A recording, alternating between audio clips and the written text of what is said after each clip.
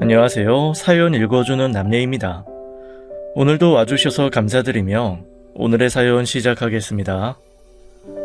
안녕하세요. 저는 올해 40인 여자입니다. 결혼한 지 8개월 차 새댁이었지만 저는 남편의 행동에 치를 떨며 이혼을 선택했습니다. 8개월 만에 이혼하는 것은 너무 서두른 선택 아니냐고 할 수 있겠지만 오늘 저의 구구절절한 사연을 들어보신다면 깊이 공감해 주시리라 생각해요. 눈이 높았던 저는 결혼정보 회사를 통해 전 남편을 만나 결혼하게 되었습니다.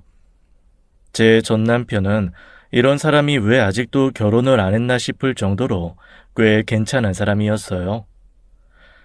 듬직하고 훈훈한 외모에 지방과 경제력까지 갖추었으니 이런 남자를 마다할 여자는 없었죠. 남편 말로는 바빠서 여자 만날 시간이 없었다는데 실제로 결혼을 해보니 진짜더라고요. 남편은 정말 사업하느라 눈코 뜰 새 없이 바빴어요. 그래서 집에 밤 12시가 넘어서 들어오는 건 기본이었죠. 친구들의 부러움을 사며 결혼식을 올렸지만 막상 결혼하고 나니 제가 꿈꾸던 신혼과는 좀 거리가 있더군요. 다정한 남편에 너무나도 예쁘게 꾸며진 집, 그리고 화목한 가족까지 모든 게 완벽했지만 제 마음에 조금씩 불안감이 스며들고 있었어요. 미안해. 요즘 왜 이렇게 바쁜지 모르겠어. 결혼 전에는 안 그러더니 갑자기 왜 이렇게 바빠졌어? 그러게 말이야. 홍보를 따로 한 것도 아닌데 물량이 증가해서 생산직 사원들도 난리야. 나는 신혼의 새댁인데 독서공방 하고 있다고. 알아. 나도 여보가 그리운데 회사가 바쁘니 어쩌겠어. 내가 먼저 퇴근하면 직원들이 욕할 것 같아. 알긴 아는데 그래도 서운한 걸 어떻게 해? 일 좀 잠잠해지면 놀러 가자. 알겠지? 알았어. 좀 참아보지 뭐. 친구들하고 놀러도 가고 재밌게 시간 보내. 남편은 제게 금 1봉을 내밀었고 그걸 위안 삼아 서운함을 달랬습니다. 한편으로 고생하는 남편이 짠하기도 했어요. 저희 시댁은 사업가 집안이었습니다. 시아버지, 남편, 아주버님 모두 사업을 하고 있었어요. 엄청 크게 사업하는 건 아니고 소소하게 사업을 하는 정도였지만 직장인에 비하면 수입이 꽤 좋은 편에 속했어요. 그래서 집안 남자들이 일에 파묻혀 사느라 바빴죠. 남자들의 공백을 여자들끼리 모여 풀곤 했습니다. 얘, 뭐 하고 있니? 오늘 밖에 나와서 바람 좀 쐴까? 네, 어디로 나가면 될까요? 안 그래도 집에서 방바닥만 긁으며 심심해하던 차였는데 시어머니의 연락에 저는 신나서 달려나갔습니다. 나간 자리에는 시어머니뿐 아니라 형님도 같이 나오셨어요. 이참에 형님과도 친해질 수 있겠다 싶어서 좋았죠. 시어머니는 며느리들과 나와서 기분이 좋으셨는지 저희가 마음에 들어 하는 것들을 다 사주시며 백화점 쇼핑을 제대로 시켜주셨습니다. 요즘 힘들지?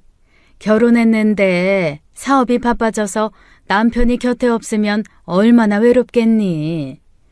그이도 미안하다고 하더라고요. 결혼하자마자 이렇게 바빠질 줄은 생각도 못했어요. 사업이란 게 그렇다 얘. 잘 안 될 때면 잘 되게 하려고 바빠지고 잘 되면 잘 되는 대로 바쁜 게 사업이라는 거야. 저도 아는데 한 달 중 하루를 일찍 못 들어와요. 그럴 때마다 나한테 속 시원히 전화해. 나도 네 시아버지가 사업하다 보니 그 마음 잘 안다. 매번 늦게 들어와서 얼굴 보고 밥 한번 제대로 먹은 게 언젠지 몰라. 저도요 어머니. 도대체 그이는 자기가 그 회사 일을 다 하는 것도 아닌데 뭐가 바쁘다고 하는지 모르겠어요. 형님도 그러셨어요? 저만 그런 게 아니었네요. 시모와 형님 모두 독수 공방한 지 오래되었다며 공감해 주시는데 왠지 제 편이 생긴 것 같아서 기분이 좀 풀렸습니다. 하지만 남편의 바쁜 사업은 나아질 기미가 없었어요. 내가 누구랑 결혼했는지 모르겠어. 자기는 만날 늦게 들어오고 텅 빈 집에서 얼마나 외로운지 알아? 알지.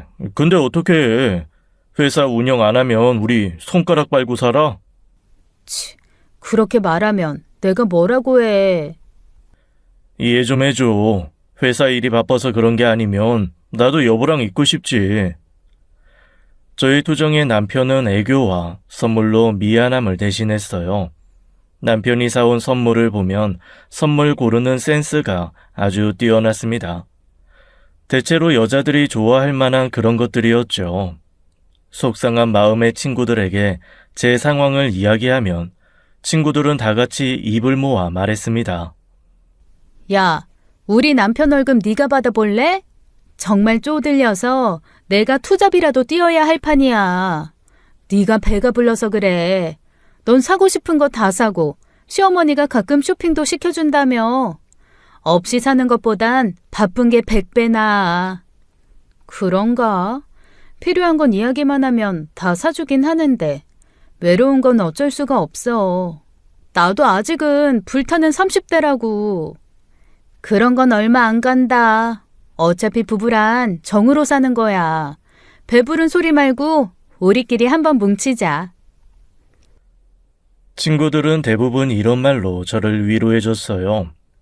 가끔 남편이 일찍 들어오는 날이면 제가 작정하고 남편을 꼬셨지만 남편은 늘 피곤해하며 먼저 자기 일수였습니다. 그래서 전 제가 기다리지 말고 남편을 보러 가야겠다고 생각했어요. 점심시간에 내가 회사로 갈까? 회사에서 같이 식사하자. 회사로? 근데 점심시간에도 바빠서 외근 나갈 수 있어. 어? 외근 어디로 나가? 같이 가면 안 돼? 에이, 미팅하는데 같이 가면 상대방이 불편하지. 그런가? 같이 가서 거래처에 인사도 나누고 하면 좋을 것 같은데. 다음에 같이 가. 제가 어떻게든 같이 식사라도 할 시간을 만들어 보려 했지만 남편은 한사코 반대했어요. 신혼인데 아무리 그래도 이렇게까지 하나 싶어서 서운한 마음도 들었습니다. 보통 다른 사람은 시간을 쪼개서라도 보고 그러는데 우리는 그렇지 않은 것 같아서 너무 결혼이 빨랐나 하는 아쉬움도 들었어요. 그러던 어느 날은 친구들 모임에 갔더니 친구 하나가 초음파 사진을 보여주더군요. 그걸 본 순간 마음 한구석이 시큰했어요. 아무래도 지금 우리 부부 이대로는 안 되겠다는 생각이 들어 그날 남편을 붙잡고 이야기했죠. 우리도 2세를 갖자고요. 그랬더니 남편이 좀 놀란 표정이더군요. 아직은 일도 많이 바쁘고 난 당신이랑 우리 둘만 지내는 것도 나쁘지 않아. 정 당신이 나이가 많은 게 걱정돼서 그러는 거면 난자 냉동이라도 해보는 게 어때? 저희 닭달의 남편은 잠자리 대신 난자 냉동을 권유했습니다. 서운함이 배가 되었지만 한편으로는 그것도 방법이겠다 싶었어요. 그러던 어느 날 어머님, 형님과 함께 모임을 가진 날이었어요. 몇 차례 모임을 가져보니 형님의 성향을 대충 알겠더라고요. 알면 알수록 거리를 두고 싶은 사람이었죠.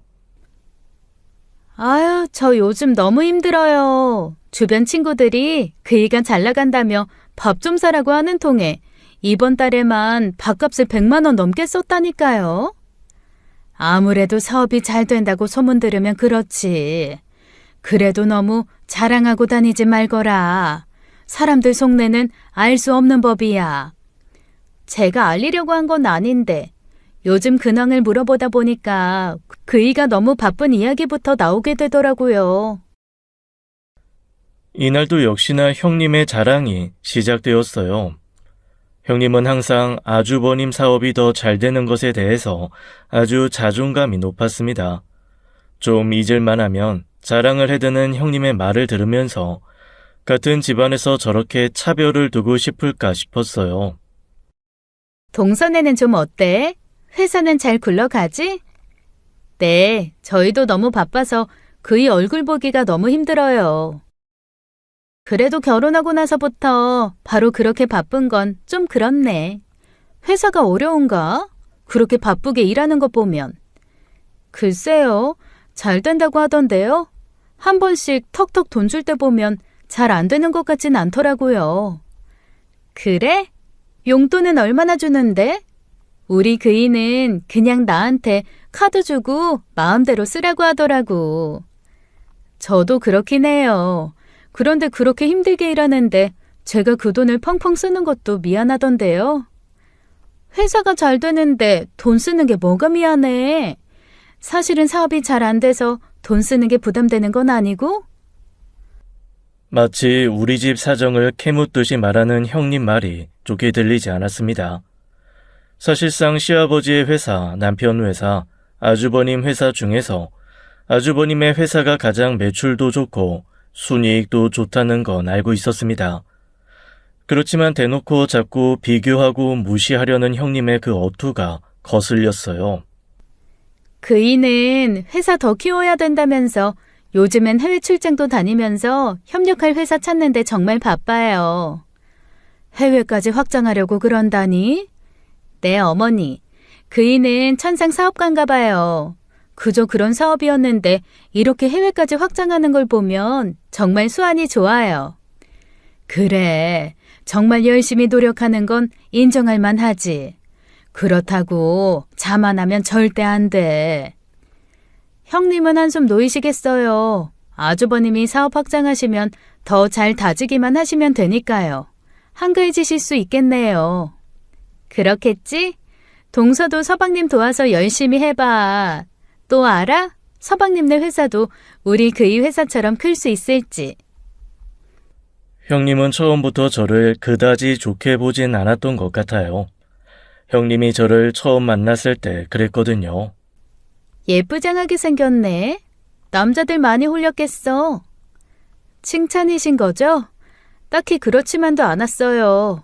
그런 덕에 좋은 사람 이제야 만났죠. 그렇지. 우리 서방님처럼 좋은 사람도 없어요.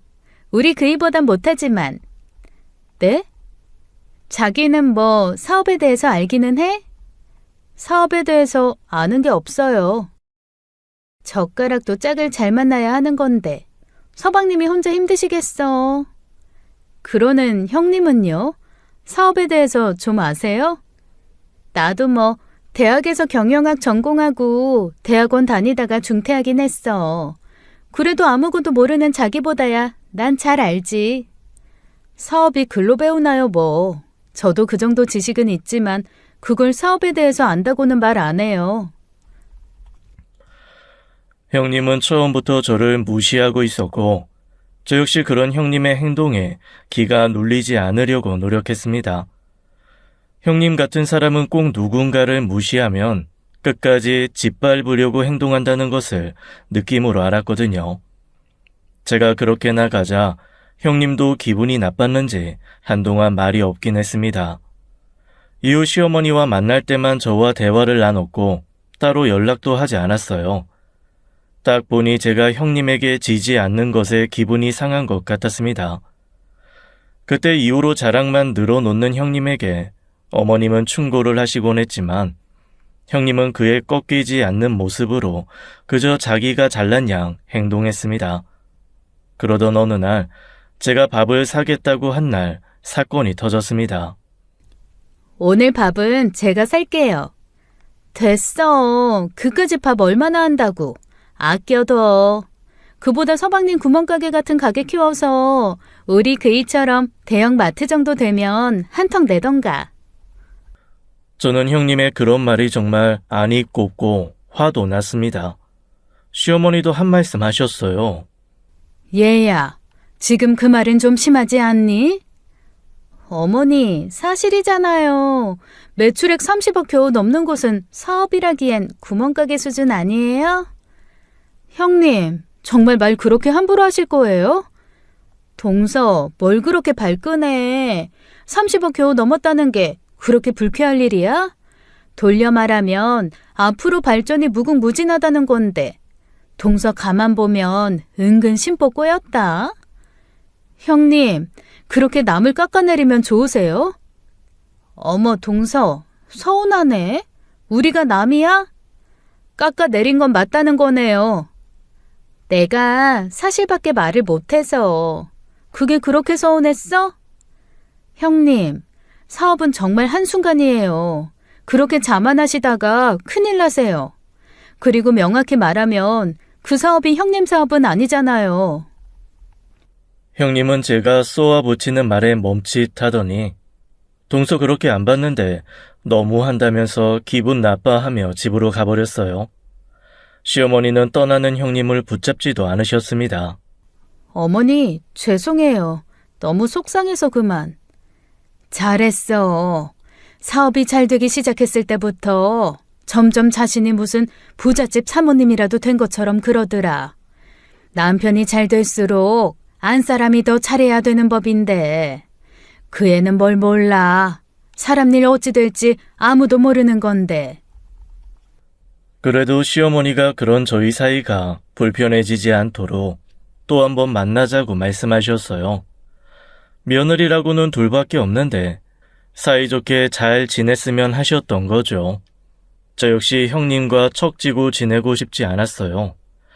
시어머니의 중재로 유야무야하게 그날 일은 지나가게 되었습니다. 하지만 형님은 여전히 같은 사람이었어요. 형님의 자랑질은 끝이 없었죠. 저는 사업보다는 남편과의 사이가 더 중요하게 생각이 들었는데 형님은 그보다는 돈이 더 중요한 사람처럼 보였어요. 그런 부분이 아이러니하긴 했습니다. 형님과 친하게 지내고 싶진 않았지만 그래도 물어보고 싶은 마음은 참을 수 없었어요. 형님은 아주버님이랑 같이 보내는 시간 있으세요? 글쎄, 같이 뭔가를 해본 적도 거의 없는 것 같네. 아주버님도 역시 바쁘시죠? 뭐 그렇지. 쉬는 날이 있어도 비즈니스상 아는 사람들하고 만나거나 새로운 계약 따려고 늘 미팅 다니니 나랑 뭘 할 시간이 있나. 외롭진 않으세요? 외로움이라. 그래서 이렇게 풀고 있잖아. 솔직히 돈 쓰는 재미 아니면 그이랑 결혼한 의미 없는 것 같은데? 형님은 결혼해서 느껴지는 외로움을 초탈한 듯한 느낌이었습니다. 형님도 초반에는 아주버님과 행복한 신혼을 보냈다고 했어요. 그나마 저보다는 나은 상황이셨던 거죠. 그러나 형님도 몇 달 안 돼서 아주버님이 회사 일만 하느라 자신을 봐주지 않았고 그 후에는 계속 아주버님이 회사 일이 잘 되니 그 돈을 쓰는 재미에만 집중하게 됐다고 했습니다. 그런 이야기를 들으니 형님도 참 안쓰럽다는 마음이 들었어요. 형님도 아이라도 낳을 수 있다면 좋았겠다는 생각을 했었나 봅니다. 하지만 아주버님도 워낙에 바쁘게 지내셨고 아이를 가질 기회도 밤하늘의 별 따기였던지라 결혼하고 나서 얼마 안 돼 마음을 접었다는 이야기를 들었어요. 형님의 모습이 왠지 내 미래의 모습이 되는 것은 아닐까 잠시 서늘한 느낌도 들었습니다. 하지만 미리 걱정해 보아야 뭘 하겠는가 싶었죠. 저는 그래도 형님처럼은 되지 말자고 생각했습니다. 하지만 신혼 초 때의 상황이 크게 달라지진 않았어요. 그로부터 2달 뒤 저에게는 충격적인 소식이 들려왔습니다. 바로 형님이 아주버님과 이혼한다는 소식이었죠. 무슨 일이 있었던 거니? 네가 이혼한다고 하고. 어머니, 전 여태까지 그이한테 속아서 살았어요. 둘이 다시 잘해볼 순 없는 거니? 그 사람이요, 바람을 피웠어요. 뭐? 첫째가? 시어머니는 적잖이 당황스러워하는 얼굴이었습니다. 사실 아주버님은 워낙 모범생이라고 소문이 났었고 일밖에 모르는 사람인 줄 알았기에 가족 모두가 바람을 피웠다는 사실에 놀랄 수밖에 없었던 거였어요. 시어머니는 아주버님이 바람 피웠다는 이야기에 더는 잘 살아보란 소리를 하시지 못했습니다. 제가 시어머니 입장이었어도 그럴 수밖에 없었을 것 같았어요. 내 자식이 흠이 있어 이혼한다는데 잘 살아보라고 할 만한 다른 이유가 없었으니 말입니다. 시어머니는 그저 형님에게 자기 자식이 그럴 줄은 몰랐다고 하면서 미안하다고 말했어요. 형님, 혹시 오해하시는 건 아니시죠? 오해? 오해였다면 나도 좋았을 텐데. 오해가 아니라서 나도 배신감에 치를 떨었어. 아주버님이 그러시다니 진짜 놀라셨겠어요. 모르겠어. 솔직히 정리가 안 돼. 그리고 어머니, 저 정말 어머니 좋아했는데 지금은 너무 힘들어서 어머니 얼굴 뵙는 게 힘드네요. 그래, 네 맘 다 안다. 얼마나 마음고생했겠니. 내가 뭐라 해줄 말이 없다. 미안하다. 형님은 평소에는 그렇게 강한 척하고 자신만만하게 굴더니 아주버님의 바람 피운 사건 이후로 자신감도 확 가라앉아 보였습니다. 저희와 같이 있으면서도 전에 없던 표정을 보이시면서 눈물망 글썽에서는 앞에 놓인 찻잔만 만지작거리고 있었어요. 형님을 보면서 그동안 미워했는데 내가 미워해서 이렇게 됐나 하는 생각도 들었습니다. 그리고 한편으로 그 와중에도 궁금증이 일었어요. 형님을 보았을 때 물어봐야 할까 말아야 할까 고민이 됐지만 지금이 아니라면 사실을 확인할 방법이 없을 것 같아서 형님에게 질문을 던졌습니다. 형님, 정말 속 많이 상하셨죠? 저 같으면 제정신이 아니었을 것 같아요. 어쩌다가 바람을 알게 되신 거예요? 나만 알았으면 차라리 덜 괴로웠을지도 몰라. 사실 내 친구가 일본 여행 갔다가 남편을 봤다는 거야. 일본 여행에서요? 해외 쪽으로 사업 늘린다는 건 거짓말이었어. 사업차 일본으로 출장 간다곤 들었는데 너무 자주 갈 때부터 의심했어야 하는데. 일본에서 몰래 데이트를 즐기셨던 거였어요? 대놓고 데이트를 즐겼지. 그놈 일본 여자랑 바람났거든. 네? 저와 시모는 깜짝 놀라서 카페란 것도 잊고 크게 소리쳤어요. 남자들의 바람은 흔하게 볼 수 있다지만 일본인과 바람이 났다는 것이었습니다. 그것도 하필 형님의 친구분이 여행 간 곳에서 그 현장을 들켜서 밝혀졌다는 것도 신기할 노릇이었어요. 형님은 그동안 아주버님 자랑을 가족에게만 했던 것이 아니라 친구들에게도 늘 하고 계신 분이었습니다. 지난번 친구들에게 밥을 샀다고 했는데 그중 하나가 그 친구였던 거예요. 그 친구가 전화했을 땐 그럴 리 없다고 했어. 잘못 봤을 거라고 했지. 그 친구가 사진까지 찍어서 보내주는데 정말 억장이 무너진다는 소리가 이런 말이구나 싶더라고. 닮은 사람일 수도 있잖아요. 내가 사준 셔츠를 입고 갔는데? 형님이 보여준 사진에는 아주버님이 활짝 웃고 있는 얼굴로 어떤 여자의 허리에 팔을 감고 걷고 있는 모습이었어요. 제가 봐도 너무 행복해 보였는데 형님이 보았을 때는 얼마나 가슴이 찢어지는 사진이었을지 생각하니 민망했습니다. 그 사진을 보여주면서 형님은 참았던 눈물을 펑펑 흘렸어요. 저희에게는 당당하게 굴던 사람이 그 사진 한 장에 한없이 무너져 내리는 모습을 보니 안쓰러웠습니다. 시어머니는 미안한 마음에 눈물을 훔치며 먼저 일어나셨어요. 형님은 울면서 저에게 한풀이 하듯 말씀하셨습니다. 정말 난 그 사람 믿었어. 다른 사람이랑 이렇게 바람필 줄 알았다면 나도 혼자 그렇게 살지 않았을 거야. 그 사람 믿고 있었고 날 사랑한다고 생각해서 괜찮다고 위안하면서 살았던 건데 난 이제 누구도 믿을 수가 없어. 아주버님도 평생 후회하실 거예요. 아주버님도 형님에게 미안하다고 다신 안 하겠다고 싹싹 빌었다는데 형님은 아주버님과 살면 계속 그 기억이 날 것 같다고 했어요. 그리고 친구들에게도 아주버님이 바람나서 모든 것이 까발려진 상황이다 보니 어디 기댈 곳도 없고 너무 힘들다는 말만 이어나갔습니다.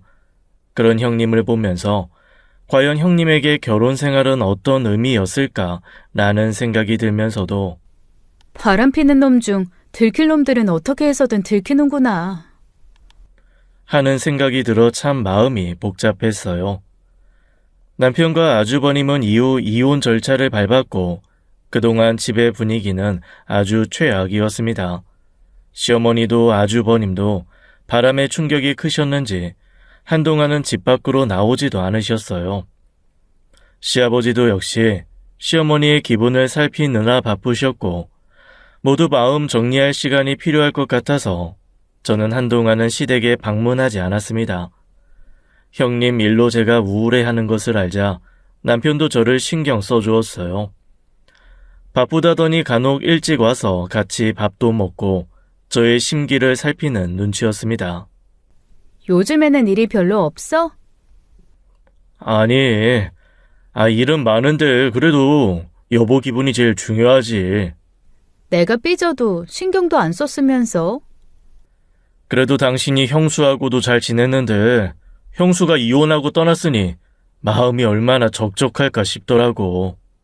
같은 여자로서 마음이 좀 그렇더라. 아주버님 그렇게 안 봤는데 너무 실망이야. 그렇다고 형 있는 데서 티 내지 마. 지금 안 그래도 이혼해서 힘든데 가족 내에서도 미움받으면 기분이 어떻겠어? 좋겠어? 그 정도 눈치는 나도 있어. 남편은 아주버님의 바람 사건에 대해서는 아주버님 탓하지 않더라고요. 그런 모습을 보았을 때 왠지 아무리 바람 피워도 자기 가족이라고 감싸는 건가 싶기도 하고 한편으로는 남자는 남자의 마음에 공감하나 싶어서 괜히 묘하게 기분이 나빴습니다. 아무리 자기 형이어도 그렇지 바람 피운 사람의 편을 들어주는 건 아니라는 생각에 남편도 남자구나 싶어서 기분이 좀 그랬어요. 그러면서 형님이 마지막 가실 때 하셨던 말씀이 떠올랐습니다. 나도 그이가 그럴 줄은 몰랐어. 동서도 너무 안심하지 마. 남자란 인간들 다 거기서 거기야. 처음에는 형님이 나를 싫어해서 그런 말을 악담이라고 던지고 갔나 싶기도 했지만 아주버님처럼 얌전하다고 생각했던 분도 그렇게 뒤에서 호박씨를 까는데 괜찮다고 생각하다가 내가 뒤통수를 맞을 수도 있겠다고 하는 생각이 스치듯 지나갔습니다. 그러던 어느 날 차를 끌고 나가야 할 일이 생겼어요. 친정 엄마의 급한 부탁에 운전 초보인 제가 집을 나선 거였죠. 저희 집은 차가 2대인데 한 대는 남편 출근용이고 다른 한 대는 주말 나들이용 SUV였습니다. 그런데 그 차를 누가 긁어놨더라고요. 이게 뭐야? 누가 차를 긁어놨지? 블랙박스 확인해서 신고라도 해야겠다.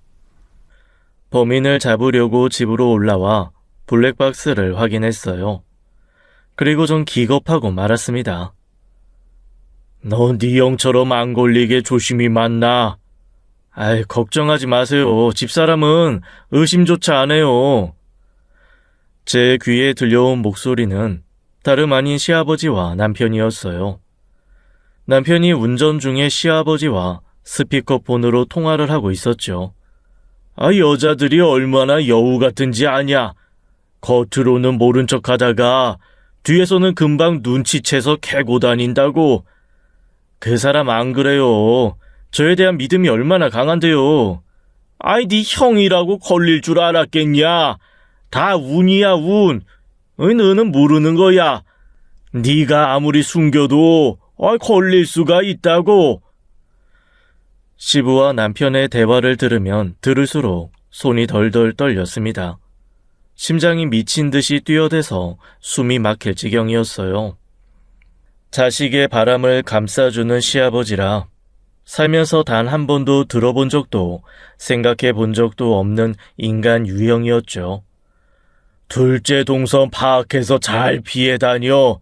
어디 나간다고 하면 어디 가는지 꼭 확인하고 그래야 동선이 안 겹치지. 아버지, 저 의외로 철저해요. 연애 때부터 지금까지 단 한 번도 의심받은 적도 없다고요. 그렇다면 다행이지만 네 형이 이혼했으니 마음에 좀 걸려서 하는 말이다. 이럴 때일수록 여자들이 더 예민해진다고. 형은 좀 어설프긴 했어요. 요즘 일본에 우리나라 사람이 얼마나 많은데. 들키려고 하면 어디서든 들킬 수 있는 거야. 조심해. 들꽃에만 물 뿌리지 말고 집에 있는 꽃에도 시간 될 때마다 물 좀 주고. 둘의 대화에서 양심이라고는 찾아볼 수 없었습니다. 시부와 남편이 자신들의 무용담을 이야기할 땐 제 귀가 썩는 기분이었어요. 바람 피우고도 걸리지 않는 걸 대단한 자부심처럼 여기는 부자라니 두 인간에게 너무 분노가 치밀어 올랐습니다. 며느리들 앞에서는 매너 있는 척하던 시부의 이중인격의 치가 떨렸네요. 저는 증거 수집부터 해야 했습니다. 블랙박스를 모조리 다 뒤졌어요. 파면 팔수록 불편한 진실이 쏟아져 나왔죠. 이번에 우리 어디로 가지? 조금 멀리 가볼까? 근처에서는 회사 사람들한테 걸릴까봐 걱정돼. 그랬어? 응, 저번에 김 대리님이 나 봤다고 하는데 심장이 철렁했어. 아이, 걸린 건 아니겠지? 다행히 오빠가 화장실 갔을 때 보고서 지나쳤나 보더라고. 다음부터는 좀 더 조심해야겠다. 아이, 오빠, 그냥 이혼하고 나랑 살면 안 돼? 나 새벽에 오빠 가고 나면 외로워. 나도 그러고 싶지. 그런데 아직은 상황이 좀 그래. 우리 아기 조금만 기다려.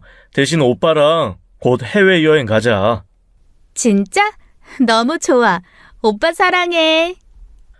남편과 내연녀는 저희 부부보다 더 가까운 사이처럼 보였습니다.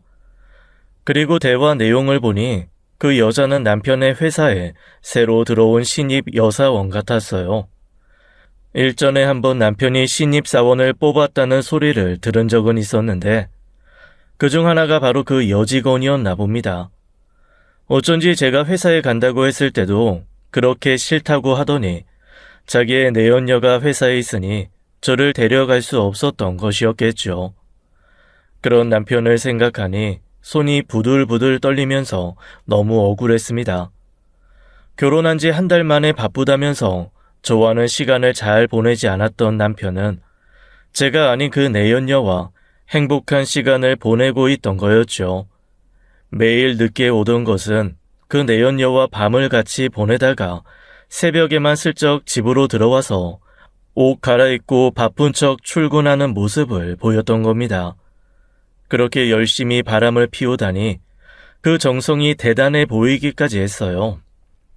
저는 그 블랙박스들을 보면서 한 가지 의문이 생겼습니다. 그럴 거면 처음부터 결혼하지 말지. 왜 저와 결혼해서 나를 이렇게 힘들게 만드나 하는 생각이 들었어요. 그리고 블랙박스를 복사해서 내연녀와 함께 한 시간대와 남편이 저에게 보낸 카톡들을 같이 뒤져보고 타임라인을 적어놨습니다. 주말에 나간 날은 대부분 SUV를 끌고 나갔기에 그 내연녀와 차에서 있는 시간대가 많았어요. 제 연락을 받지 않았을 때는 그 내연녀와 깊은 시간을 보내고 있었던 때였습니다. 그리고 보면 이상한 것들이 한둘이 아니었어요. 회사 전화가 무슨 밤에 걸려오고 심각한 일도 아닌 것 같은데 남편은 늘 나가서 전화를 받기도 했었습니다. 그리고 들어올 때는 표정이 한껏 신나 보였어요. 회사 일이 그렇게 재미냐는 저의 물음에 남편은 잘 돼 가니까 기분이 좋다면서 콧노래까지 불렀습니다. 밤에 누군데 그렇게 통화를 해? 거래처 사람. 우리 쪽 거래 물량을 좀 더 늘리고 싶다고 하네. 그걸 꼭 밤에 연락해야 된대? 뭘 그렇게 예민하게 굴어. 회사 잘 돌아가면 여보에게도 좋은 일 아니야? 그건 그렇지만 그래도 이 시간에 연락하는 건 좀 오바 아닌가 해서 그렇지. 다 잘 해결됐으니 어서 잠듭시다. 이리 와. 그렇게 통화를 마친 남편은 기분이 좋은지 저를 안고 잠이 들었는데 그게 다 그 내연 여와의 사이가 좋아서 그랬던 거였어요. 저를 품에 안고 그 여자와의 데이트를 꿈꿨을 남편을 생각하면 정말 딱 죽지 않을 정도로만 때려주고 싶다는 생각이 들었습니다. 제가 혼자 열을 받는 상황에서도 남편은 회사에서 그 여자와 무슨 짓거리를 하고 있을지 상상도 하기 싫었어요. 저는 사실 바람 피우는 사람들이 아내가 싫어서 바람을 피우는 줄 알았습니다. 그런데 마주한 현실에서는 제가 싫어서 바람을 피운 것이 아니었어요. 아내는 이미 잡힌 물고기고 새로운 여자가 자기가 유부남이라는 걸 알았음에도 오빠 오빠 거리며 달라붙는 게 좋았던 겁니다. 두 사람의 대화를 보면 가관이었어요. 그 여자는 저와는 달리 적극적으로 애교를 잘 부리면서 남편을 계속 유혹하고 있었습니다. 남편은 그게 무엇이든 상관없다는 듯이 그저 행복해 보이기만 했고요. 그리고 어이가 없던 일 중 하나는 저에게 선물했던 것들이 그 여자애에게도 선물했던 것들이었다는 겁니다. 자, 이거 선물이야. 뭐야? 이거 내가 지난번에 갖고 싶다고 한 브랜드 목걸이잖아? 비쌌을 텐데. 그리고 이것도. 귀걸이까지 세트로? 오빠, 나 너무 좋아서 미칠 것 같아. 그럼 예쁜 짓? 차량 앞에서 주차 모드로 찍힌 두 사람의 모습이 있었는데 저에게 선물했던 똑같은 목걸이를 그 여자애에게도 선물했어요. 게다가 그 여자에게는 귀걸이까지 세트로 해줬습니다. 저에게는 목걸이만 선물한 빌어먹을 남편 자식이었어요. 그 여자애는 너무 기뻤는지 남편에게 마구 볼뽀뽀를 해드는 모습이 보였습니다. 시점을 확인해 봤을 때 그 여자에게 선물하고 나서 저에게도 같은 걸 선물했는데 저는 그것도 모르고 남편이 센스 있고 여자의 마음을 잘 안다며 행복해 했던 거예요. 하나하나 블랙박스를 통해 남편의 행동을 확인하면서 울분이 차오르기 시작했어요.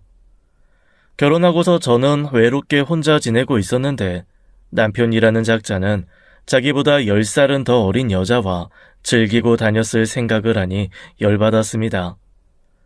아마도 저에게 용돈을 주고 여행을 다녀오라고 한 것도 본인은 그렇게 즐기는데 집에 있는 저를 생각하니 일말의 양심의 가책 때문에 보상하고 싶었던 것이었겠죠.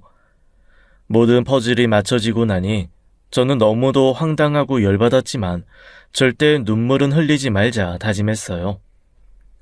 잘못한 건 남편 자식인데 제가 왜 그런 한심한 인간 때문에 아까운 눈물을 흘려야 될까 싶어서였습니다. 생각할수록 남편이 괘씸하다고 생각했어요. 제가 아이 가지고 싶다고 했을 때는 우리가 결혼한 지 얼마 안 됐다면서 나중에 생각해 보자더니 그 여자와 통화할 때는 너 닮으면 예쁘겠다는 말까지 했습니다. 그런 말을 듣고 있자니 그 사람은 언제든 나를 버리고 내연녀와 다른 살림 차릴 수도 있겠다고 하는 생각에 정신이 번쩍 들었습니다. 저는 이미 많은 사실을 확인했고 이대로는 참을 수 없다는 생각이 들었어요. 그래서 어떻게 할까 고민하다가 더 참을 필요도 없이 남편과의 관계를 끝내야겠다는 생각에 다다랐어요. 저는 블랙박스에 있던 내용들을 정리하고서 화를 억누르며 최대한 차분한 말투로 남편에게 전화를 걸었습니다. 지금 어디에 있어? 나 일이 있어서 부모님 댁에 와 있어. 알겠어. 거기서 딱 기다려. 무슨 일인데? 보면 알게 될 거야. 여보, 뭐 화난 거 있어? 제 말투를 듣던 남편의 질문에 아랑곳하지 않고 저는 그대로 전화를 끊고는 차를 몰아 무작정 시댁으로 달려갔습니다. 너무 화가 나니까 눈앞에 보이는 것도 없어서 마구 달려서 시댁에 도착했어요. 시댁 거실에는 시어머니와 남편이 도란도란 이야기를 나누고 계셨습니다. 제가 벌컥 문을 열고 들어오자 두 사람은 놀라서 저를 바라보았어요. 저는 들어가자마자 남편에게 갖은 욕과 소리를 지르면서 남편 주변의 물건들을 다 던지고 뒤엎어 버렸습니다. 그리고는 주변에 있던 휴지곽을 들어 남편에게 세게 던졌어요. 남편은 그 휴지곽을 맞고는 아픈지 연신 문지르며 저에게 그만하라고 했습니다. 처음 보는 저의 모습에 시모와 남편은 당황한 듯이 말했어요. 아, 여보, 무슨 일이야? 갑자기 왜 이러는 건데? 정신 나갔어? 그래, 얘야. 무슨 일인지 말을 해야 할 것 아니냐. 야, 강주명. 너 바람 피우고 다니면 내가 모를 줄 알았어? 당장 이혼해. 난 너 같은 쓰레기랑 역겨워서 못 살아. 무슨 말이야? 내가 바람이라니? 그래, 새아가. 네가 뭘 잘못 알았을 거다. 좀 자중하고 앉아서 이야기하자. 아무런 상황을 모르는 시어머니는 되려 제가 잘못한 것 아니냐며 차분히 이야기해보자고 했습니다. 남편은 당황한 듯 보였지만 처음에는 아니라고 열심히 잡아댔어요.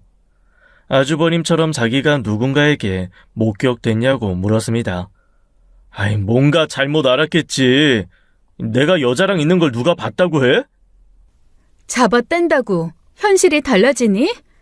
어머니, 이 사람 회사 여직원하고 바람난 거예요. 20대 초반인 여자애랑. 그걸 어떻게 알았어? 뭐? 그게 사실이냐? 주명아, 말 좀 제대로 해봐, 인서가. 남편은 제 말에 급격히 표정이 어두워졌어요. 시어머니는 남편까지 바람 피웠다는 사실에 놀라신 듯 했습니다.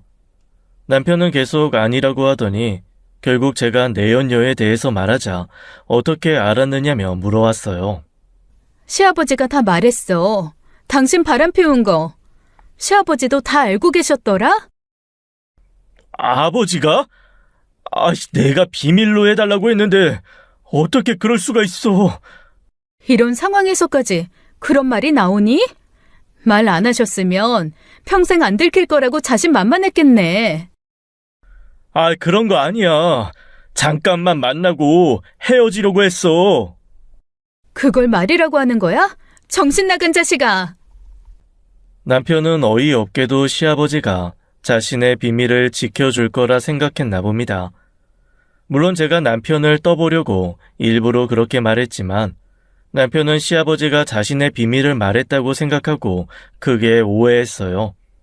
그 순간 외출하셨던 시아버지가 들어오셨습니다. 남편은 자신의 화를 참지 못하고 시아버지에게 화를 내기 시작했어요. 아버지, 어떻게 그 사실을 다 말할 수가 있어요? 예? 무슨 소리야? 내가 뭘 말해? 저는 아버지 바람난 거 비밀로 지켜주고 있는데 왜 아버지는 며느리에게 제가 바람난 거 다 알렸냐고요? 제가 이혼이라도 하길 바라셨어요? 뭐야? 나 아무 말도 하지 않았다. 이 사람이 아버지께 들었다고 다 말했다고요. 남편과 시부는 싸우기 시작했고 그 대화 속에서 저는 더 큰 사실을 깨달았습니다. 네, 이게 무슨 조화인지 아주버님에 이어 제 남편 그리고 시아버지까지 모두 바람을 피우고 있었다는 사실이었어요. 지금 뭐라고 했니? 네 아버지도 바람을 피워? 내가 뭐라고 했지? 아니야, 여보. 얘가 지금 실성해서 잘못 말한 거야. 거짓말 마. 둘이서 바람 피면서 서로 비밀을 지켜주고 있다고 나는 분명히 들었어. 진정 좀 해. 아니라니까. 시모는 제 남편이 바람났다는 사실에 경악하고 있었는데 거기에 시부까지 바람났다는 말을 듣고는 이성을 잃으신 듯 했습니다. 주방으로 달려가시더니 프라이팬을 들고 오셔서는 시부의 얼굴을 갈기셨어요. 시부는 프라이팬에 맞고는 쌍코피를 흘리시면서 시모의 바지가랑이를 잡고 한 번만 자기 말을 들어보라며 애원하셨습니다. 오늘 한번 죽도록 맞아봐. 여태껏 바빴던 게 계집애한테 빠져서 그랬어? 그래, 오늘 너 죽고 나 살자. 여보, 한 번만 이해해줘. 우리가 같이 산 세월이 몇십 년이야. 그 세월을 배신한 게 바로 당신이야. 알아? 시모는 아들들이 바람났다는 사실보다 시부가 바람났다는 사실에 100배는 더 화가 난 듯 했습니다. 게다가 아들이 바람났다는 것을 알면서도 서로 숨겨주기 급급했다는 사실에 인간도 아니라며 시부를 쥐잡듯이 팼어요. 남편 역시 자기가 어린 여자에게 잠시 미쳤었다고 말하며 정말 사랑하는 건 저라고 매달렸어요. 저는 그런 남편의 말 따위는 들리지도 않았습니다. 제가 블랙박스에서 본 것이 다 있는데 남편이 저를 사랑한다는 말을 믿을 수가 있었을까요? 어린 여자랑 노니까 그렇게 좋디? 어떻게 밤낮을 구분 못할 정도로 그렇게 다녔어? 나랑 사귈 때는 그렇지도 않더니만. 그게 네 찐사랑일지도 모르니까 그 여자애랑 재혼이나 해. 이혼 서류 곧 보낼 테니까 각오 단단히 하고. 무슨 소리야? 아니, 난 그 애랑 결혼 생각하지도 않았어. 걔가 날 꼬셔서 그렇게 된 거야. 난 그런 것 따위 상관 안 해. 결론만 볼 테니까 그렇게 알아. 인형아, 인형아, 제발 나 한 번만 믿어줘. 어? 저는 그렇게 뒤에서 저를 붙잡는 목소리를 뒤로 하고 나와 버렸습니다. 그리고 친정에 가서 상황 설명을 했어요. 갑자기 딸이 이혼한다고 하니 놀란 듯 하셨지만 상황상 참고 살라고 말할 수 없겠다며 부모님도 제가 원하는 대로 하라고 하셨습니다. 처음부터 걱정되는 결혼은 시키는 게 아니었는데 내가 미안하구나. 엄마가 뭐가 미안해. 내가 너무 섣부르게 판단한 거지. 결혼정보 회사도 사람 인성까지는 모르니까 누굴 탓할 수도 없겠구나. 속이려고 하면 얼마든지 속이겠지. 누굴 탓하겠어? 내가 사람을 쉽게 믿었으니 내가 해결해야지. 너무 속상해하지 마. 엄마는 늘 네 편이야. 친정 엄마는 저에게 너무 기죽지도 말고 어차피 엎질러진 물이라면 제대로 수습 잘해서 앞으로의 인생을 잘 준비하자고 하셨어요. 감정이 너무 앞서기도 했고 참을 수 없는 배신감에 남편에게 이혼하자고 질렸지만 두려움이 없었던 것은 아니었습니다. 결혼한다고 한 지 얼마 안 돼요. 이혼한다고 하면 세간의 시선도 그렇고 잘 산다고 알고 있는 이들의 동정 어린 마음도 불편하게 느껴졌어요. 그저 한 사람과 결혼했다가 이혼한 것이지만 왠지 세상에 홀로 버려지는 느낌도 이혼 후 달라질 삶도 두렵게 느껴졌습니다. 하지만 친정 부모님의 따뜻한 말에 저는 힘을 얻을 수 있었어요. 평생 고생하면서 속 썩고 사는 것보다는 차라리 빨리 알았으니 정리하고 새로운 삶을 더 열심히 살면 된다는 말에 용기를 얻었습니다. 저는 그 길로 변호사를 만나서 상담했고 변호사는 소송에서 이길 확률이 높다는 답을 주었어요. 그 말을 들으니 더 자신감이 생겼습니다. 남편에게서는 계속 전화가 왔지만 모두 차단하고 받지 않았어요. 아마도 제가 그렇게 차갑게 하는 모습에 남편도 엄청나게 놀랐던 것 같습니다. 긴 상담을 마치고 집으로 갔더니 남편이 기다리고 있었어요. 사실 집으로 들어갈까 말까 고민했지만 잘못은 남편이 했으니 제가 그 상황을 피하면 안 된다고 생각했습니다. 그래서 들어갔더니 남편은 계속 저에게 말을 걸어왔어요. 저는 남편에게 최소한의 양심이 있다면 이혼을 받아들이라고 했습니다. 우리 아직 1년도 안 됐는데 꼭 이혼해야겠어? 그게 무슨 상관이야. 헤어질만 하면 헤어지는 거지. 우린 연인이 아니라 부부잖아. 한 번만 봐주면 내가 평생 자기를 위해서만 살게. 난 한 번 배신한 사람은 보고 싶지 않아. 최소한 양심이 있다면 여기서 그만두자. 바람 피운 건 진짜 미안한데 정말 걔를 사랑해서 그런 건 아니야. 저는 남편의 말을 듣는 것 자체가 곤욕이었어요. 그래서 남편에게 빨리 짐을 싸라고 하고 집에서 나가라고 밀쳐냈습니다.